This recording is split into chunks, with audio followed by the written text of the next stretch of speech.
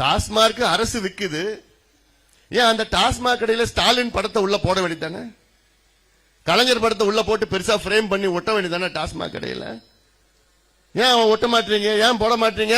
உங்களுக்கே தெரியுது இல்ல, தப்புன்னு தெரியுது இல்ல?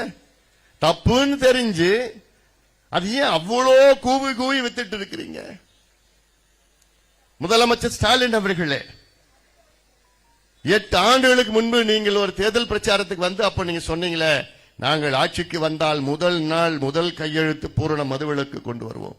என்ன ஆச்சு உங்க வாக்கு? ஸ்டாலின் அவர்கள், திமுக அவர்கள் எந்த வார்த்தை சொன்னாலும் அது பொய்யாதான் இருக்கும். இனி நம்பாதீங்க, தயவு செய்து நம்பாதீங்க.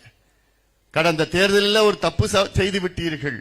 இந்த தவறை மீண்டும் செய்யாதீர்கள். உங்க காலை பிடிச்சு கேட்கிறேன் நான், தயவு செய்து திமுகவுக்கு வாக்களிக்காதீர்கள். மீண்டும் இந்த தவறை செய்யாதீர்கள். மிகப்பெரிய ஒரு தவறு கடந்த தேர்தலில் நடந்திருக்கிறது. நாசப்படுத்திக் கொண்டிருக்கின்றார்கள்.